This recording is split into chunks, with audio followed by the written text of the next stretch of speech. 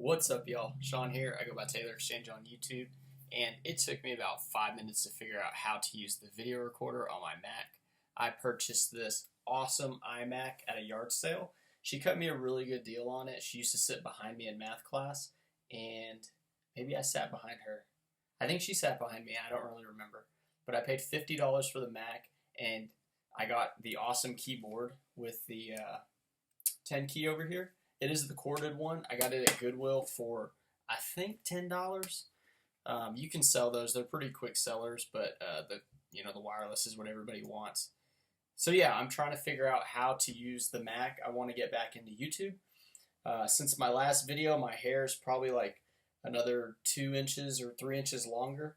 Currently, have it in the bun right here with the headband to kind of control it, and then I kind of let the back just do whatever. Having long hair is a lot to manage, same with having a full-time eBay business. My full-time eBay business has been going pretty well. I'm making anywhere from $5,000 to $5,500 a month net, and I'm about to get to $100,000 in sales this year alone. So I have been doing pretty good. I list 25 new items every day. I try to list like half pants or jeans and then shorts and shirts the other half.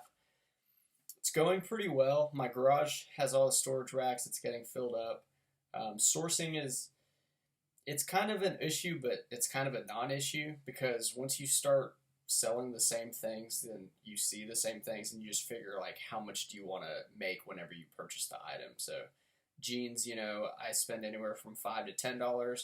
Shirts, I'll spend anywhere from like $1 all the way up to maybe like $6. Just depends on the shirt.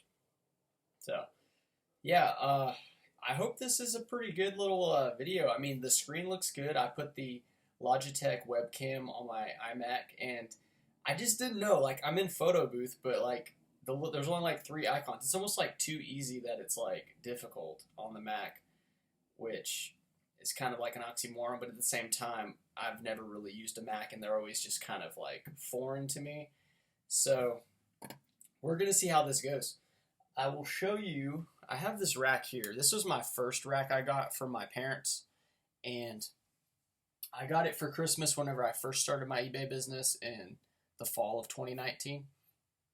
And that rack pretty much had all my inventory. Now that rack holds items that need to be photographed and listed. So as you can see, it looks like a lot of items, but in all actuality, that's probably 100...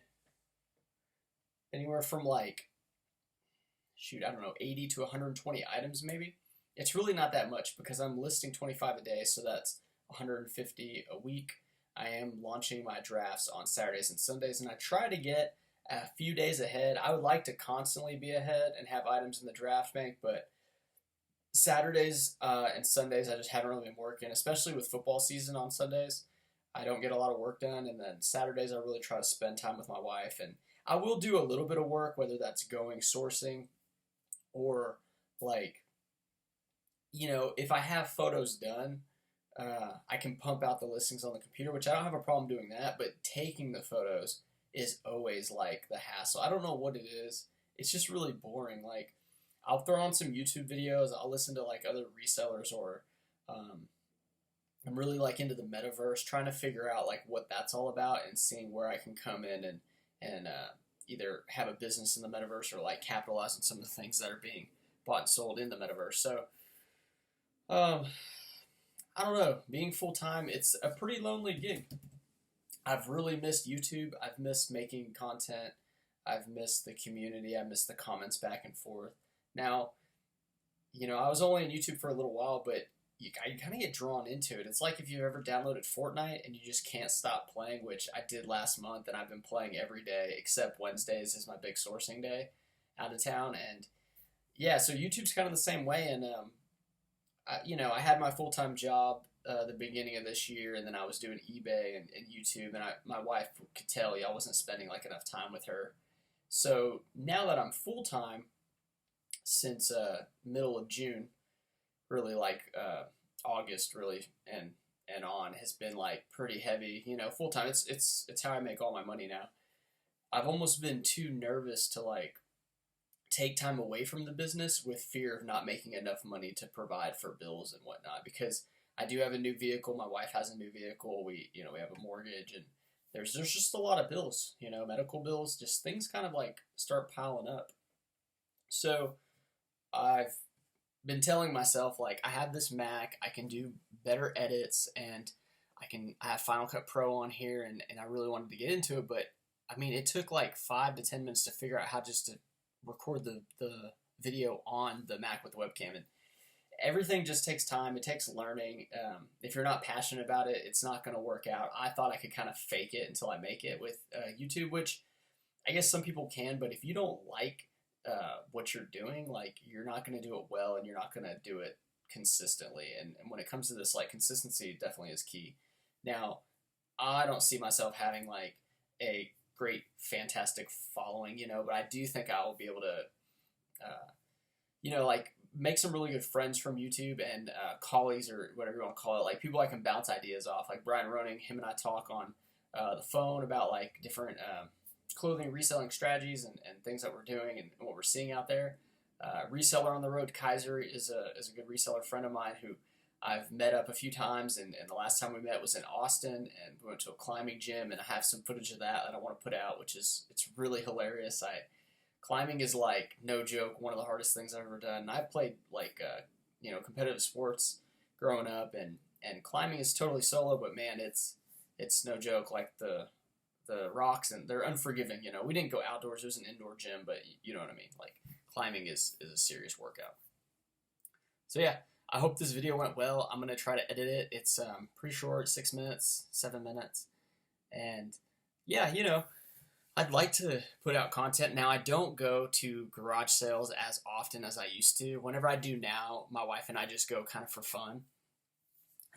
What I've seen with the garage sales, at least in my town, is a lot of people having them consistently are other resellers that I see at like the Goodwills and the thrift stores. And they're just reselling the stuff that like, I know what the value is. I don't want to pay their price.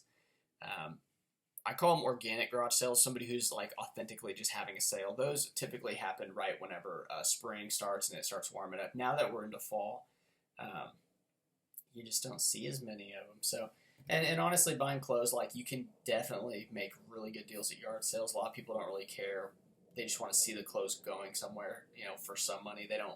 They're not asking like thrift store prices, asking like $10, $15 for name brand jeans, but they'll take $1, $2, $3, $4, $5 for any one item. And if you're buying like 20 or 30 items from them, you can pretty much give them like $40, even $60, and they're usually pretty happy about it. So those scores though are like, they're kind of far and few between. There's a lot of people doing this. Ever since COVID, people don't want to go work their 9 to 5, and they don't want to work for 10, 12, $14 an hour anymore. They want to just do stuff on their own and try to make that money, which I totally understand. That's part of the reason why I quit. My grandparents and my wife's grandparents, they're just getting older in age, and it's nice to be home and able to go out and do something. Like my grandpa had an issue with his computer today, so I told him, well, I'm shipping items. Let me finish that up, and then I'll be over at your house, and I can get you squared away and get you back on Facebook or games, whatever he likes to do on the computer.